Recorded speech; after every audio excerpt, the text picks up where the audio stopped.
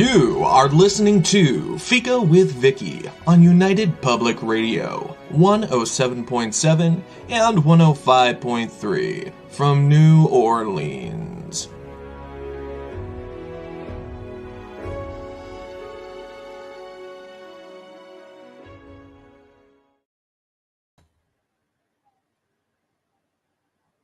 Everyone, and welcome to Fika. Before we start this week's show, I want to say thank you to DJ Benison for writing the music and creating the opener for Fika with Vicky, and also for my snazzy new colorful microphone, chosen because my love of color is known. Now, if it gets too distracting, I can turn it off like this. But I can't imagine anyone distracting from this week's guest, the Rachel Patterson. Rachel is an author, kitchen witch, blogger, conference speaker, teacher, elder at the Kitchen Witch School, High Priestess at the Kitchen Witch Coven, and listed as one of the top 100 most spiritually influential people of 2023. And after all of that, what I've decided Rachel is, and because what I decided is important, it's my show, is a complete interactive experience. You are an experience, Rachel. You can read her, watch her, listen to her, and even chat with her. And what you see, hear, and say, and yes, experience, are entertaining, informative, and growth-causing. Thank you for bringing your color to the world, Rachel, and welcome to Fika. I don't know how to follow that, really. Thank you. I was sitting there last night and I was going, oh my goodness, Rachel is an experience all in herself. You touch all the bases. I mean, you're such a busy lady, and it's like in our house, I'm still getting... I'm going to be a Buddhist witch because Rachel says I can be a Buddhist and I can be a witch. And I'm like, I never argued that. Do whatever you like. Life experienced with no rules. I'm sure there are rules. Yeah, I don't do rules. I think that was where it all started. I don't like rules. It's just, and listen, people, when someone doesn't like rules for you, they definitely don't like rules for themselves. So we're not going to tell Rachel what to do, but because she's doing so much. Rachel is a very, very busy person, and I'm so grateful that she decided to come today and let us know a little bit about what's new, which is everything in her life. So I have a list. So we have your, which I want to talk about later. Your latest book out is The Gods and Goddesses of England, right? It was out July 1st. Yeah. Oh, okay. Remember that, because we're coming back to that, people. Now, after that, coming up, we have The Element of Water and a Kitchen Witch book, and that's out December 1st. Yes. It's the end of the year. I know that. Well, it's hard for you to keep track. Don't probably pin me down on dates. Because I had to write them down, and I'm like, oh, and we're going up to 2024. Good then. Okay, so The Element of Fire and Earth are already out. Yes. So this is the third one in the Element series. Yeah. And Air? Not written yet. How dare you? I know. It will be at some point. Other things keep getting in the way. So Air is one of the promises. I call things that haven't been started promises. Yes. You can hold me to it. And then the element practical candle magic, which I'm waiting for because I love candles. And it's my favorite magic to work with. And that's on December 8th. Yeah. And I just wanted to mention that Elements of Water is through Moon Books. Yes. Candle Magic is through Llewellyn, because we're going to be coming up on a third publisher in just a little bit. Not because we don't want to get bored or anything. Dragon Magic, which is interesting, is that's the one that's July 1st, 2024. That's next summer. Yes. Yeah. And that's done and in the bag. You can pre-order it, but you can't see the cover yet. You can if you take a look at my website. There's a peek of it on my website. Okay. And Rachel's website is scrolling around the bottom here, but if it's an amazing website. I also I will soon be thanking DJ Benison for a website, and I would like him to note I like Rachel's. Okay. So if you just put, once again, Rachel Patterson, Kitchen Witch into your search, it will come up. It will definitely come up. Now, we're moving on to promises. I just want to get them all back. And I'm going to say this wrong. And I was going to check it, and I didn't. Sulis? You have a book of Sulis coming out. That's written. That's gone in for the first edit. That's with Moon Books.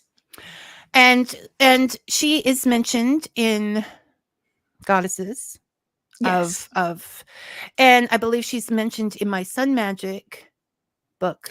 Yes, because she's a solar deity. So yeah, she would come under that. Only found in the city of Bath in Somerset in England, just in the one place in the one city. But an amazing goddess to work with. Because you've been working with her for a while. Yeah, a few years now. Been working with me. Yes, she's another feisty one. That's the only way to go. Yeah, I don't think I could work with anything other than feisty. They wouldn't be able to. Yeah, it just wouldn't happen. And so, do you have a sign on your altar that says "Feisty Goddesses Only"? I think they know. They've probably got their head in their hat. Oh no, not her. And then there is also, which with a new publisher, Phoenix Flames Publishing, one on hedge witches. Yes. Which now I would explain, I am still very loyal to Moon Books. I actually have several signed contracts with Moon Books for some other books to write as well. So I'm still very loyal to them. They are amazing to work for. But Phoenix Flames are a lovely little independent company that I met at one of the festivals. And the very lovely lady that runs it was very persuasive. And so the idea, there was no bribery. The idea of the Hedge Witch book came up, which is a big part of my practice. So it's going to be really interesting to write. So yeah, I've just started the research for that one. So can we just take a minute, because I'm really interested in that subject, and could you tell us a little bit about hedge witches? It's interesting, actually. Now, to me, hedge witch, the key to it is hedge. And the hedge is a boundary. It is a liminal place between the worlds. So a hedge witch, key part of the hedge witch practice is journeying into the other world, literally going over the hedge into the other worlds to meet with plant spirits, animal spirits. The deities are all there. The fairy world is all there. It is literally walking between the worlds. So it is a fascinating thing to do. And that, to me, is a big part of what hedge witch is. I think it kind of crosses over with kitchen witch as well, because there's the foraging and the working with herbs and tinctures and all, herbal medicine and things. So there is a bit of a crossover. But the key, I think, for hedge witch is that walking between the worlds part of it. Okay. All right. A short explanation. We'll be looking forward to the book. On the list. The book will be much bigger. The book will be much bigger.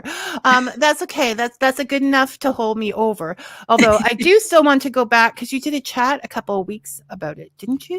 Yes, someone asked me. So we did. We talked in a bit more detail about hedge witchcraft. So yeah, you can find that on my YouTube channel or on my author Facebook page. It's interesting because I put out a question onto my Facebook group. What do people think a hedge witch was? What does a hedge witch do? And it was kind of split, which was surprising for me. A lot of people did say about the hedge and the walking between the worlds, but there were a lot of people as well that saw a hedge witch just as a solitary witch that kind of did their own thing, which is fine, because, you know, they're just labels at the end of the day. And, you know, there's no right or wrong with any of this. But for me, the key is that hedge part of it, that liminal walking between the worlds. But they are just labels. You know, you can call yourself whatever you want. It's up to you. You call yourself Chief Pooh Bear Witch. You know, it's... I call myself indecisive. I've been called a cocktail witch before because I take so many bits and pieces and mix them up. It works. Go with whatever works. Yeah, it's just labels that, you know, I think people we like to fit into slots a lot of the time, but it's just a label. You can be whatever you want to be, really. And you heard that from Rachel Patterson. Be whatever you want to be. The life in the world is complicated as it is, you know. Really, there are bigger issues. Yeah. Than what kind of witch than a to label. be. Yeah. You can just say, in most circles, you could just say, I'm a witch. And it's when you get a little closer into the community and then they want to know what kind. Yeah, I think people do. We like to have a little niche to fit into on occasion.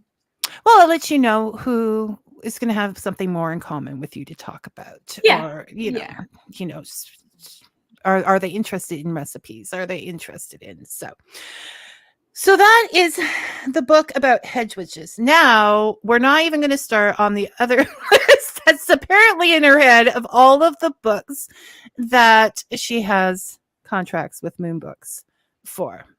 Which brings us to the biggest question, because Rachel, I'm thinking you're a time witch. Like, because you do this. But I also see that your life you're not a workaholic. Your work is so much a part of your life. Yeah. You've got to, we talk about balance a lot. I think there is this thing about work-home balance. I don't necessarily think balance needs to be equal. I think it just needs to work for you. So writing my books is part of my magical practice. To me, it is part of my magic.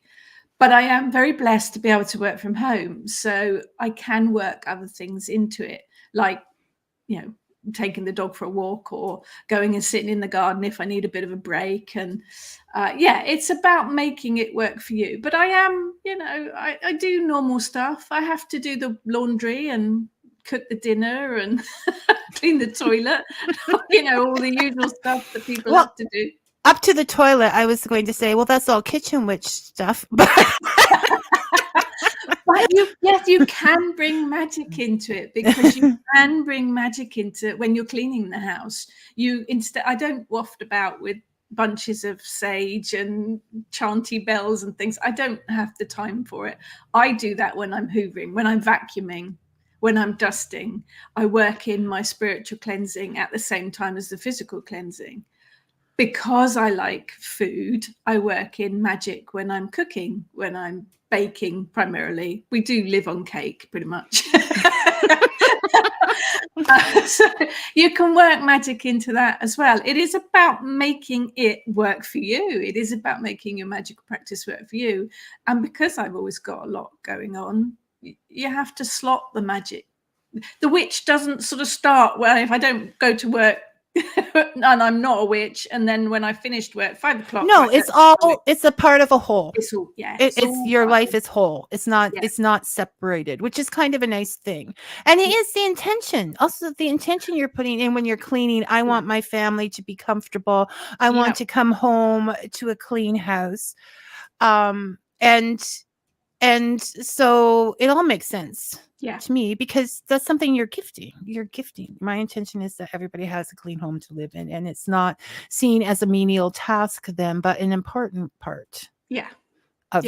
it all has to work for you. And again, you know, I probably don't dust as much as I should. But you know, a witch has to have cobwebs for spell work. So You're just stocking supplies. yeah, exactly. Is what you're doing. So I wanted to go into a little bit about the gods and goddesses of England. Yep. It's a little different from your regular books. And that is, it's different is good. It's still good. It's still a good book. It's a bit grown up, isn't it? I did note one part when you were talking about something that happened in history and you said, I don't know, I must have been off somewhere else. Yeah. There was still a quip. Yeah. I'm not, I might feel that old sometimes. So this was a personal passion project in a sense. It was really important to me. It is different, you're right, but it's different because it all started on a journey back from Glastonbury with my Kitchen Witch team. I was in the back of the car being chauffeured, as I like to say. And my brain, as it does, whirling away. And I got thinking about Sulis because I'd been working with her for a while. And then I got to the idea that a lot of people work with the Celtic deities. Now, Celtic is that weird kind of umbrella word that covers all sorts of things. But if you look at a list of Celtic deities, they will all be Welsh, Irish, and a couple of Scottish. No English. The Celtic. No, I mean, when you mentioned that, I never really thought about it before. No, it's primarily Welsh and Irish. And I think a big part of that is that Welsh have the Mabinogion, so they have that written record of the myths and the legends. The Irish have such a wonderful storytelling, legends and myths that are passed down. As English, we don't have it. The ancient Britons didn't write anything down. And the records that we have are from the Romans when the Romans came over. So there aren't any myths, there aren't any legends, there aren't folk stories written down about any of the English deities. So I'm sort of pondering this to myself in the back of the car, thinking there must be some. Because I knew Sulis was one of them, but she was pretty much the only one I kind of knew of. So that's where it started, really. I wanted to revive all of the English deities. And there are a surprising amount of them. The problem is there's very little about most of them. Some of them, Andraste is a good example. So everyone's probably familiar with Boudica, however you want to say it, and her revolt she led on the Romans. She mentioned in her speech about the goddess Andraste or Andred. One mention, and that was written down by Roman. That's all we've got. One mention of this goddess's name. There's pretty much nothing else. And that is what most of these English deities are. One mention or one inscription found on a stone in an archaeological dig. And what Oh, sorry. No, you're right. There's very, very little information about most of them. And on top of that, as you mentioned, there was such an influx of different people into England that there's all these like little combo pantheons that would influence the thinking about them. Yeah, because the Romans did. The Romans love to pair up the deities. Sulis is a good one because the Romans loved bathing and they realized there was a natural hot spring in Bath. They built Roman baths over it. They realized there was quite a strong deity there already being worshipped, Sulis. So they called her Sulis Minerva. They paired her with one of their Roman deities, and they did that a lot. But then, of course, you have the Anglo-Saxons coming in as well, and the Vikings, and they brought their deities. London was a hub for all sorts of different cultures, and they all brought their own deities in as well. There's a temple been found in London to Isis, which is quite an ancient one. So yeah, we had all this. It's a bit of a mix mixing pot, really. And I think the English deities got a bit buried and then eventually forgotten. So it's my mission to revive them all. And quite a mission it is, because finding like how now when I go on Rachel's Facebook page, I hear the Time Team music playing in the background, because Time Team is always on at my house. Thank you, dear. It's my a husband. brilliant program. Brilliant. And two, like, you're always out there at museums, going to the baths, you're out there doing this because you're really have a microscope trying to find bits of information. It has, it sparked a bit of a flame, really. Probably helped by the fact that my youngest is at college at the moment and he's studying ancient history and ancient civilizations with a view to going on to archaeology. So we have some really interesting talks. He also volunteers at a local Roman palace. So, there's all these connections. And where I live, there's an awful lot of Roman. I'm not far from Chichester, which was a really big Roman settlement. So there's all these places that aren't too far away that I can go to and visit and collect information. And myself and the Kitchen Witch team, we like to go off on jollies as well. So, finding somewhere that's got a bit of history to it is always interesting, because you can pick up on all the energies as well. Well, and that's what we're going to, but I just had this thought, the Kitchen Witch team and the Time Team mashup show. I'm up for that. Absolutely up for that. And there would definitely be tea and cakes, because they always like their tea and cakes. And the Kitchen Witches could as long as I can meet Tony Robinson, I'm up for that. The man has been everywhere and done everything. He's very good.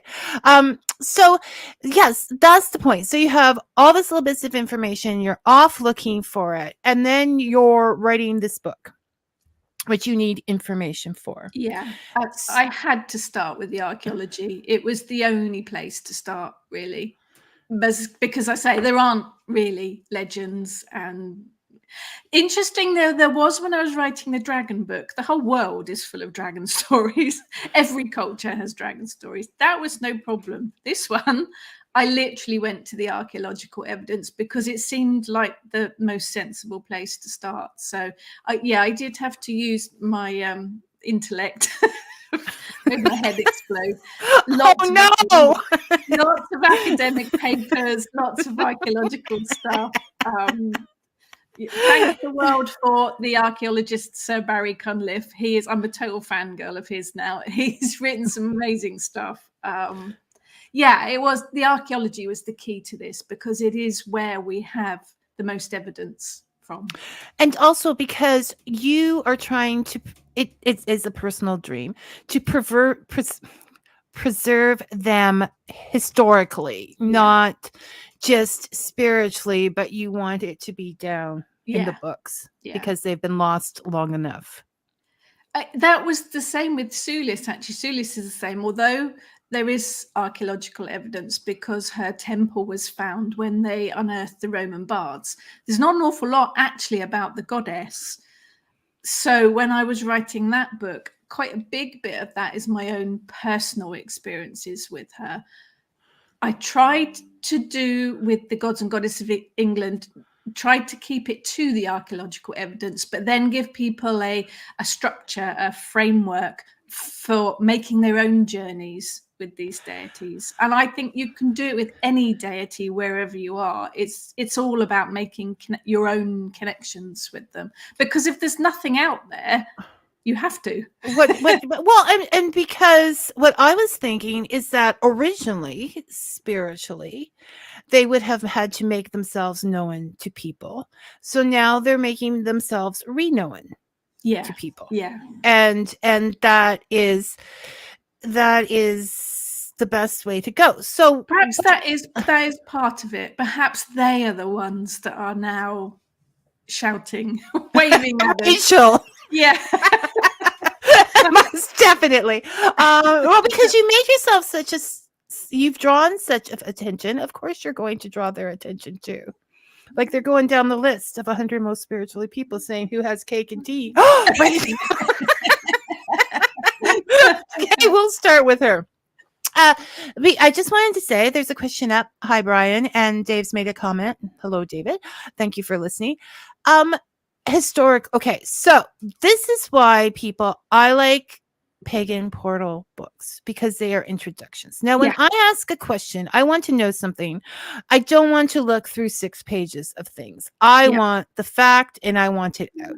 And so within Rachel's book, you're going to get a list of all the gods and goddesses, the historical evidence of where they're found, any other bits of interest, like if Boudica yelled to her warriors, which was really very, Boudica would get canceled with some of the things she was saying.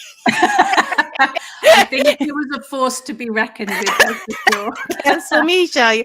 And then move on to a spiritual sense for in each of those things, the way you got to know Sulis and whatever. But back to the historical thing. Okay, this book, I would say books have these pagan portals have multiple purposes. So if you're spiritually interested, they will interest you. If you are a Last Kingdom or Vikings fan, the TV series, man, you don't have to even, it's right there. It's right there, people.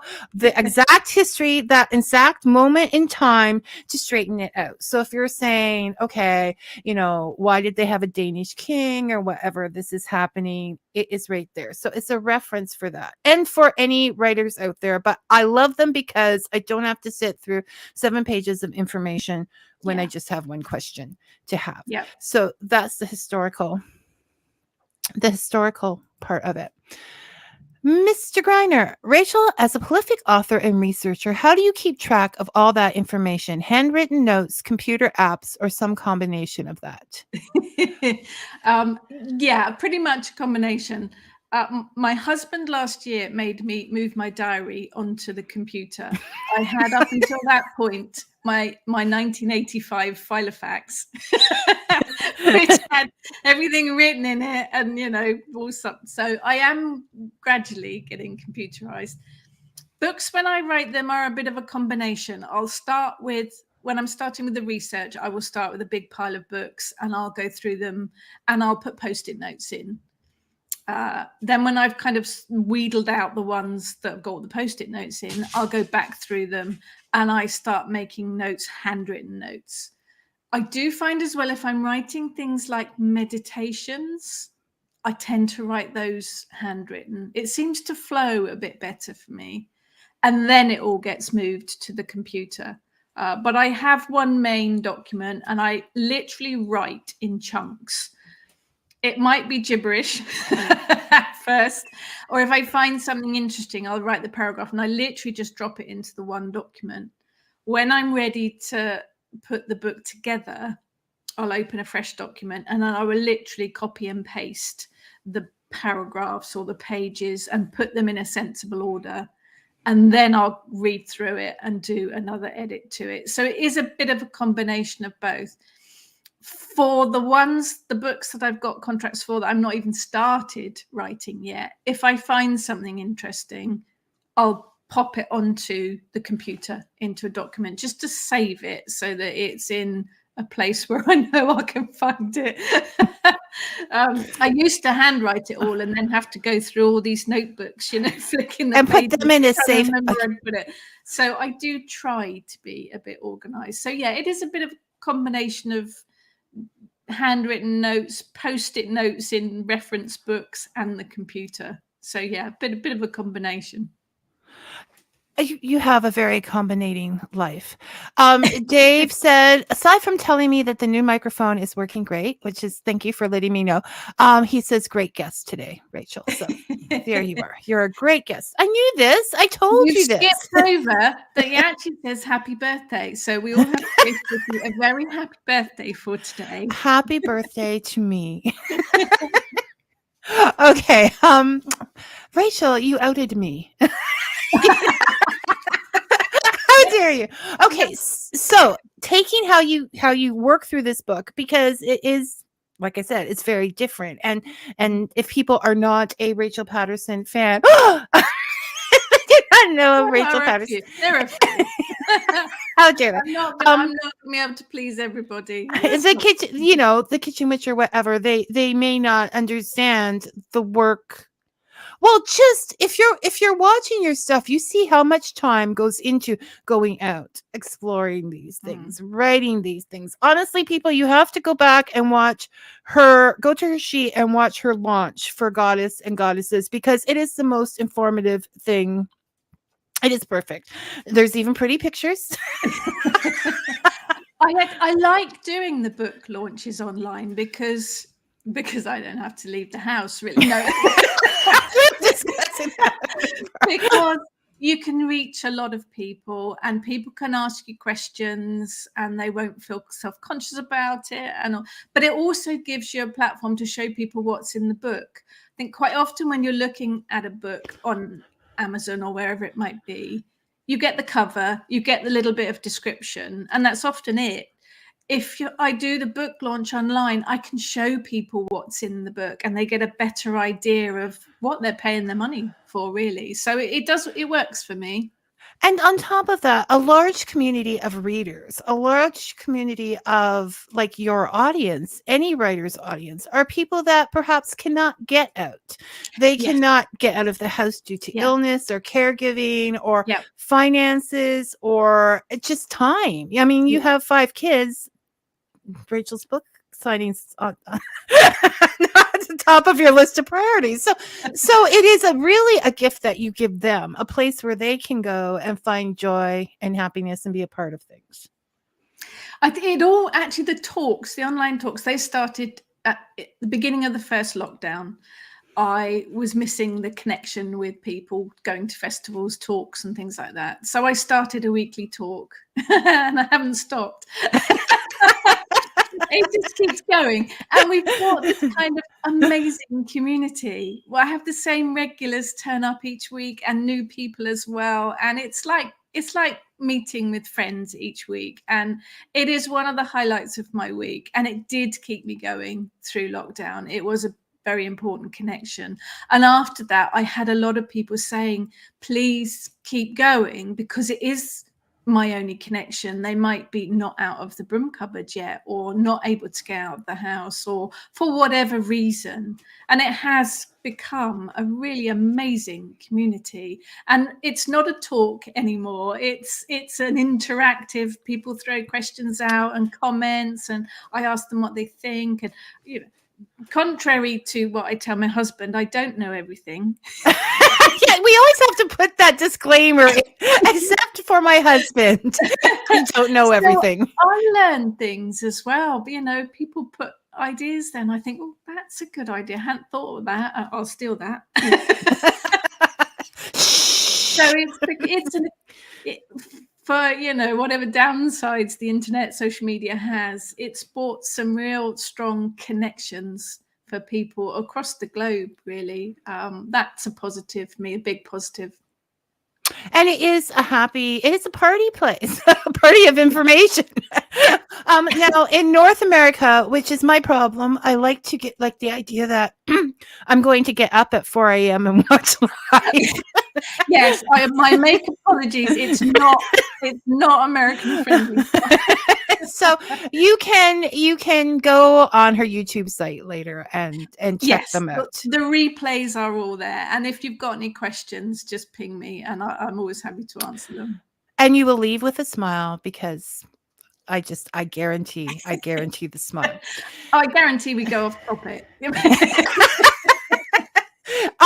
What are topics? Who needs topics? Given that we never stick to the topic. So so I'm going back to topic now. How long were we off topic?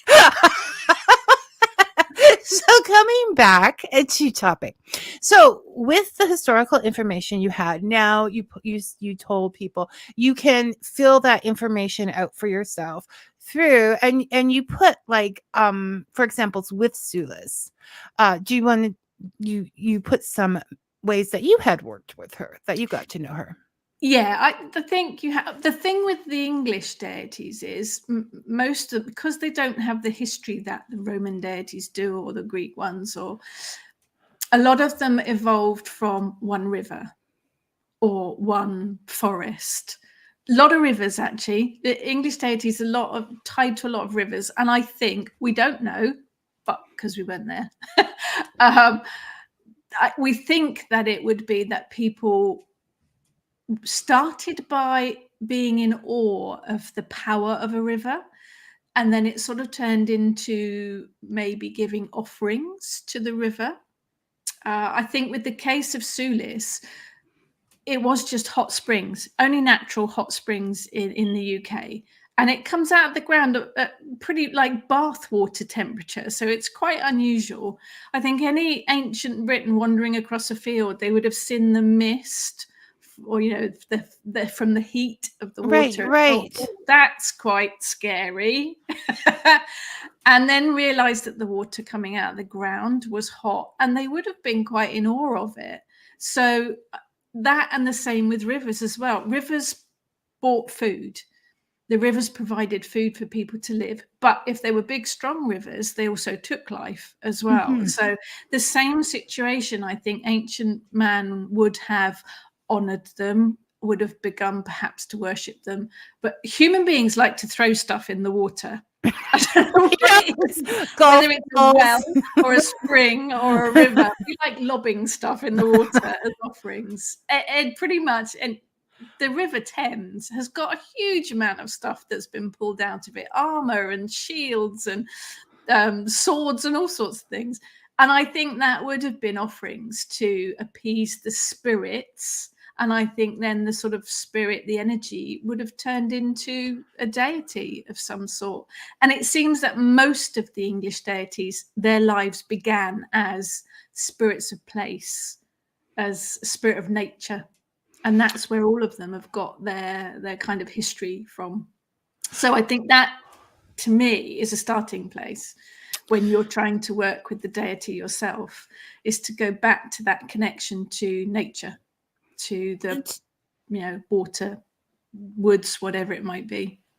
And to learn more history, like what the people were actually like at the time, because what they're like, what they eat, who they are, where they hunt, what did they hunt, were they farmers, all of these are going to contribute to the understanding of a deity to them. So if you understand the people, you're going to understand their deities. Absolutely. I mean, food is one of my passions to bake, to eat. But there's magic in food ingredients as well. But that is a big part of it for me. Whenever I'm researching or working with a new deity, I look at their culture, but I look at the place, I look at the land that they come from, and I look at the food. I look at the food that's grown there, the food that's eaten there. And that's quite an important part for me, because I think that brings quite a big insight. Well, because it is life for them. I mean, they couldn't, if the crop was bad, they couldn't just pop off to the corner supermarket. They were stuck. So understanding the history, that is almost like hedge riding itself to between time. Here I am in this time. Let's imagine what it would be like standing here, what I would be wearing, because what animals would still be around, all of those things. Yeah. So I think with any deity, it's a relationship. Doesn't matter whether it is an unknown one or a well-known one. It's about building a relationship like you would with a friend or a colleague or a partner. You have to build that relationship. And part of deity, I always say, whenever you're going to work with a new deity, do your research first. I think it's really important to understand the myths and the history and the culture of the deity that you're going to work with. I think it's respectful more than anything. Well, yes, and of the people. I always say in the backward turn, if you understand the stories, you understand the people. And if you understand the people, you're going to understand the stories. So you can't disconnect. You can't just, not that what I always say is important, but it is if you're my husband. But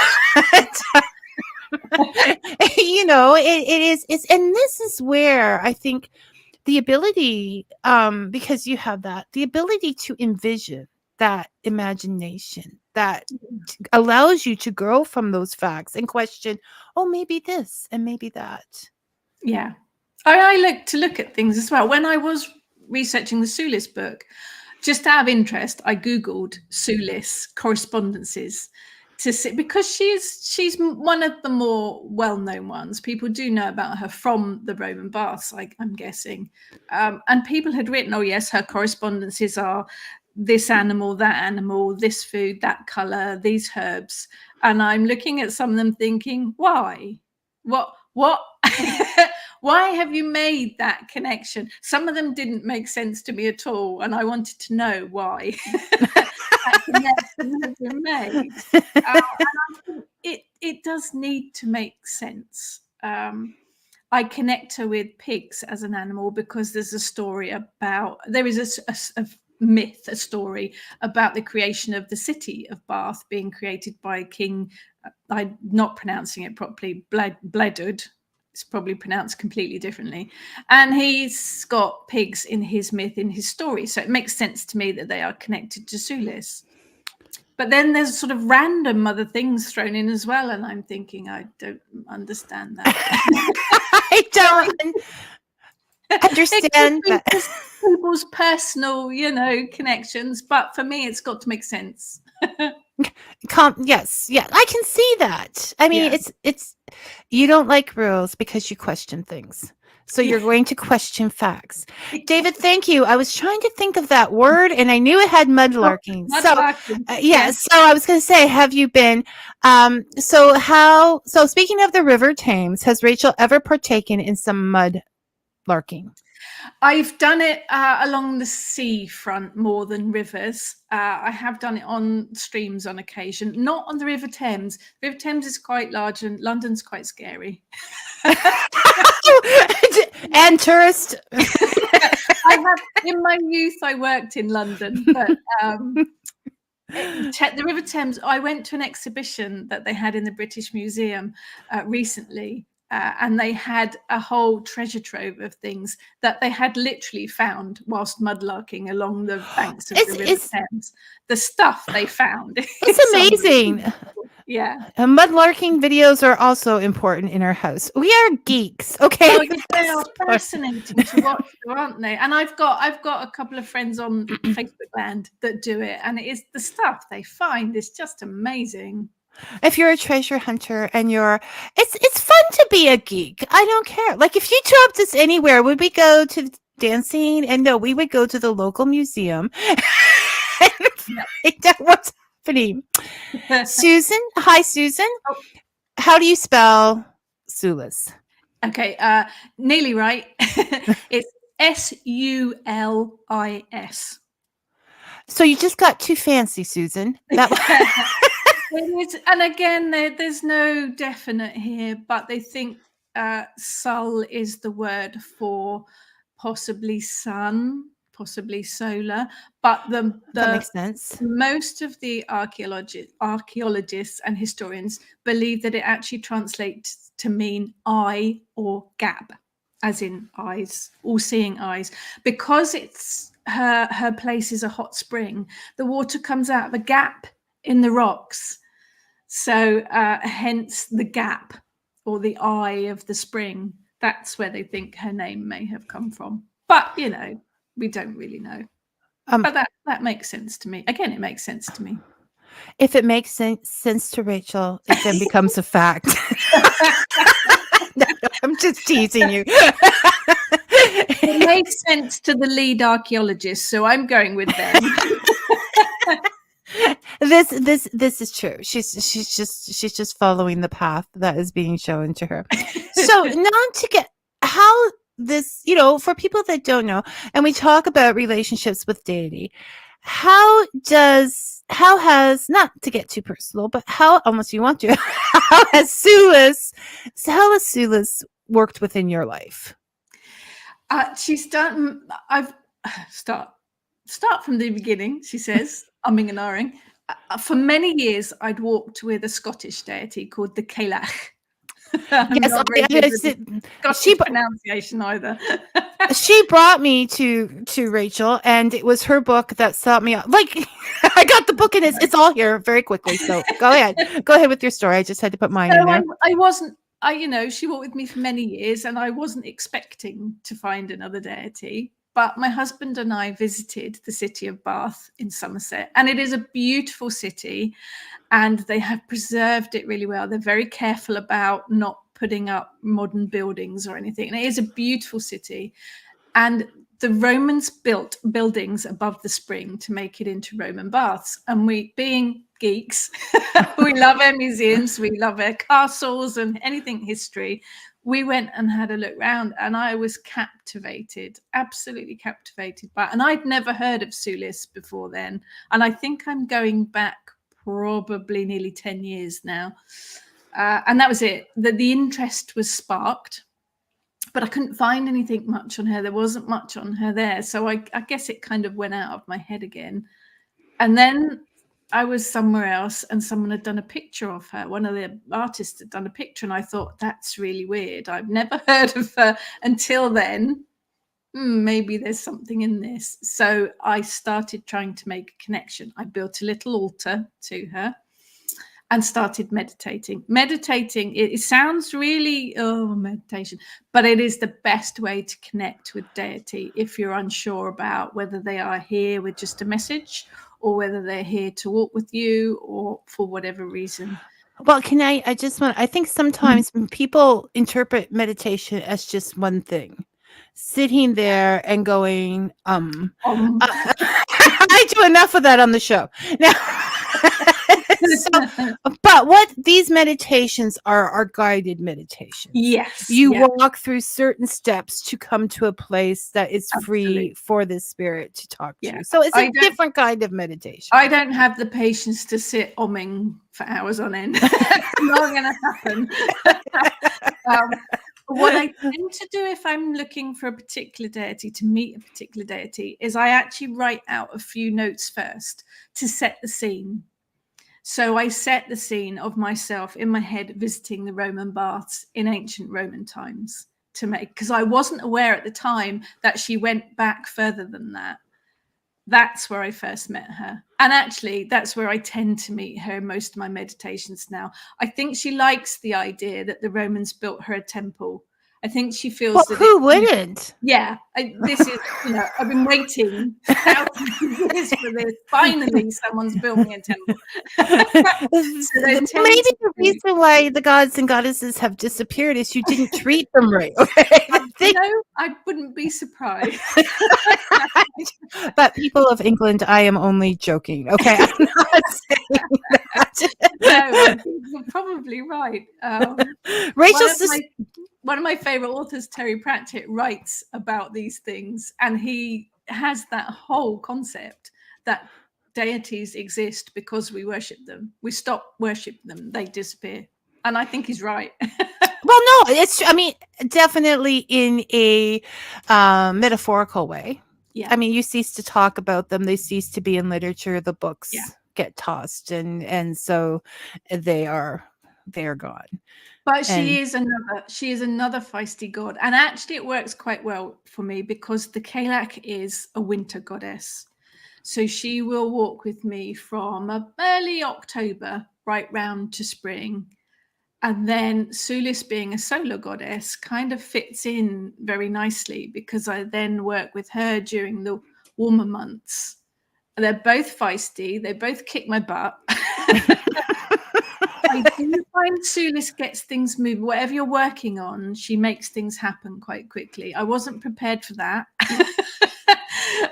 She does push things through quite quickly. But yeah, they're both very interesting. But once you build that relationship, they provide support and guidance, insight, a smack round the head if you need it. It's worthwhile. Definitely worthwhile. Okay, Dave is wondering, what is the oldest deity in the UK Well, I just want to say the whole opener on what the UK is and Great Britain and everything in the book was an eye opener because Yeah. it's very complicated. But we'll just say, what is the oldest deity in the UK? Okay. Interesting. That is an interesting question. Funny enough, the Cailleach is one of the original primordial goddesses, based mainly in Scotland, but you will find evidence of her in Ireland as well, and actually across bits of Europe, because originally the UK was joined to Europe, so people just sort of walked across. There was no Eurotunnel or any, they just walked across. So the Cailleach, I would say, is one of the oldest because she was supposed to have literally built the landscape. She with the stones. That's what. From her apron, and I love that, and that back, picture. Yeah, really primordial. I would say the Sheenanagig is another ancient one. There's another one that's come to light more recently, is Ellen of the Ways. She was another one that was forgotten, and in more recent years she's come to light, and I think she was probably one of the more original ones. I think originally people would have literally just worshipped the sun and the moon. They would have prayed to the sun and given offerings to the sun to make sure it rose the next day. So I think that's kind of where it came from. But yeah, I'd say the Cailleach is one of the oldest ones because she is a primordial one. There's probably loads more, but my head's gone. And for the moment, it will come back the minute you're off the show. I guess the horned god as well, perhaps the green man, the horned god, Cernunnos, Cernunnos, Hern, lots of different names. But the horned god of the forest probably would have been quite ancient as well. I like the combination of the Cailleach, I guess, and her and the green man because they are it takes it right back to basics and the making of the landscape, and I kind of see that as an image of the Cailleach takes stones out of her apron to build the mountains, and you as a person are taking whatever you have to change the landscape in your life. And I like that basic thing.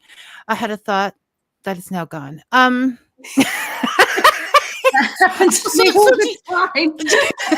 you feel though that they're from different times and the moon and stuff, but they both deal with the flow in life to get things moving and and obviously they're working because you're just going. Feet untouching the ground. It is interesting though, when I was looking now, whenever you deal with paganism as a whole, which is whatever spirituality, the goddess seems very prevalent. She is, if you say to someone, who do you work with, they will more than likely tell you a goddess. The god seems to have taken a bit of a back seat, or the gods. When I was doing the research, there are probably just as many male deities as female deities in the English kind of pantheon, for want of a better word. But I think people are perhaps drawn more to the goddess at the moment. I think she's having a bit of a kickback, maybe. I don't know what it is. But I do work with gods as well. I work with Bilanos, and he is an ancient solar deity. He works quite well with Sulis. In fact, if you see any pictures of the Roman baths, the image you will see is the Gorgon's head. I don't know. If you Google it, you will see this Gorgon's head. And they thought it was a Gorgon's head at first, but there's a lot of argument about who it is. I'm sticking with that it's Bilanos, a solar deity. So he works quite well. We have worked with him for a number of years now. So for me, I quite like having that balance. The male, the female, I look at it as the spiritual aspect, the imagining of things, the thinker, and then the let's do this kind of thing, like the protector. But do you think when you talk about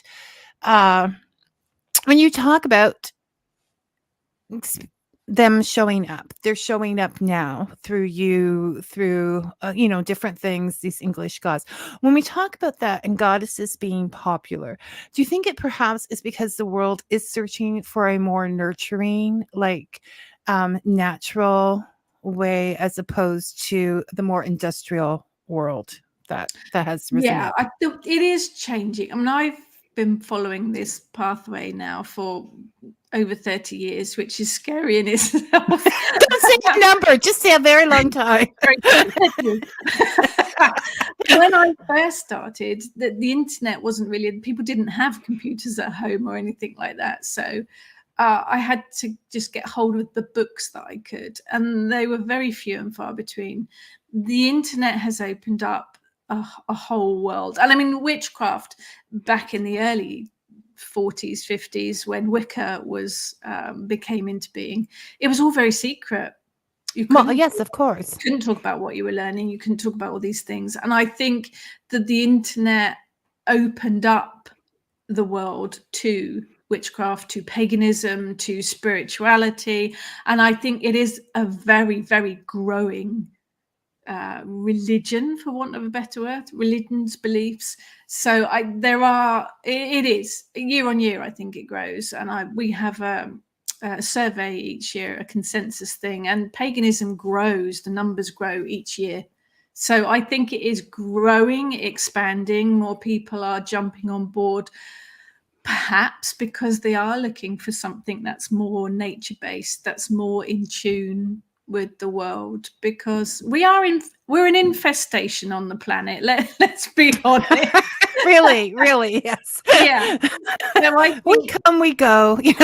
Yeah, I think people are realizing that we need to start looking after Mother Earth.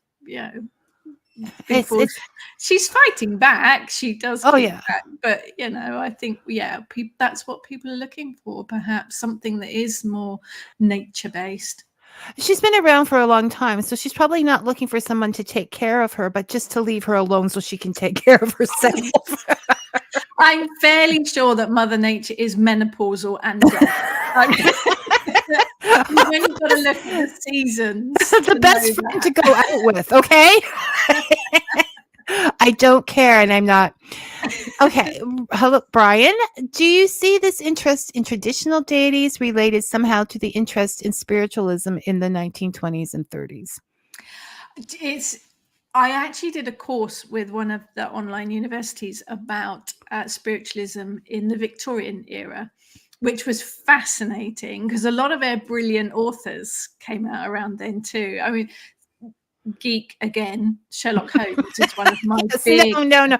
And he was banned for a while in some places because the occult parts of Sir Arthur Conan Doyle had a very strong spiritualistic belief. But the Victorians they loved it. The Victorians absolutely, they loved the whole seances, there was ectoplasm coming out of everywhere in the Victorian time. So it may well have been that I think that's perhaps what sparked it off was that may well have been the beginnings of it. It's history. It's all fascinating, isn't it? Well, I think there's a lot. I mean, there is the I have a coffee. And thank you, DJ Benison, for the coffee. He was worth the 26 hours of labor. Okay.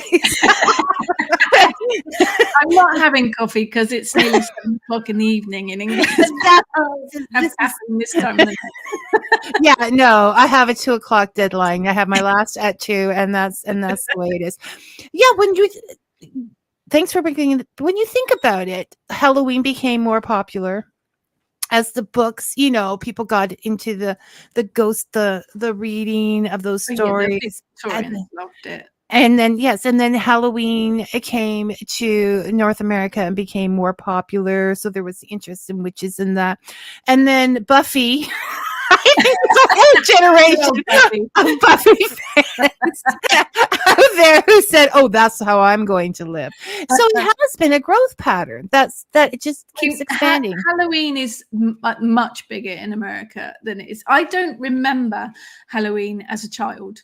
it didn't happen where in my part of England. I think it probably more because the whole All Hallows Eve is quite a Celtic thing. But the actual trick-or-treating and everyone dressing up, I don't really remember until my early 20s. But it wasn't really a thing over here. This is what ties us, Rachel, because I remember, I just thought of that, giving up my birthday parties and the gifts so I could have a Halloween party. So I was celebrating your birthday. Being born on Halloween myself, I was probably a bit fated from the start, wasn't I? So yes, it is. You were an autumn child, and that was what drew you. So whatever the reason that whatever happened that brings you to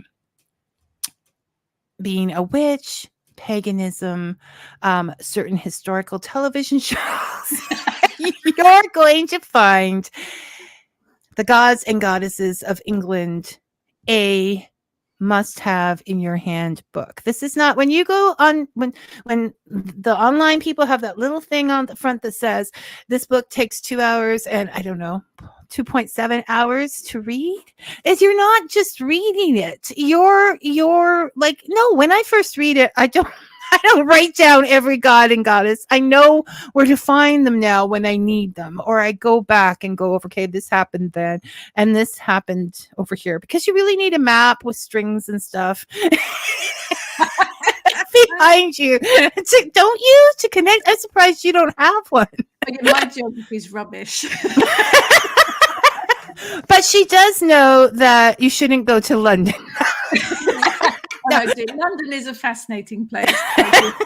It's just it's busy. It's a very busy place. Yeah. So I also want to thank on this day that is my birthday, Rachel, because I was a bit of a bind this week with a postponement. And no matter how busy, you see how busy this woman is? When I messaged and said, Rachel, and babbled, she said, yeah, sure, I will come over. Of course. How could I not?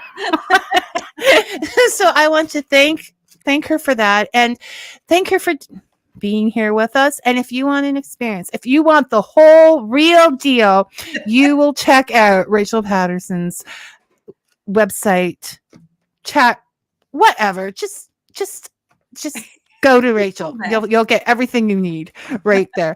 Okay, thank you very much, Rachel. And we'll talk to you later. Take care. And she has to remember to remove over here. Okay. Bye. Okay, for everybody commenting, I'm going to turn the comments off now. So I won't be able to see unless I watch through the whole thing again. Thank you all for commenting and being here. And yes, it is always fun with Rachel and very informative today. We will see you all next week. Until then, may your coffee be hot and your stories sweet.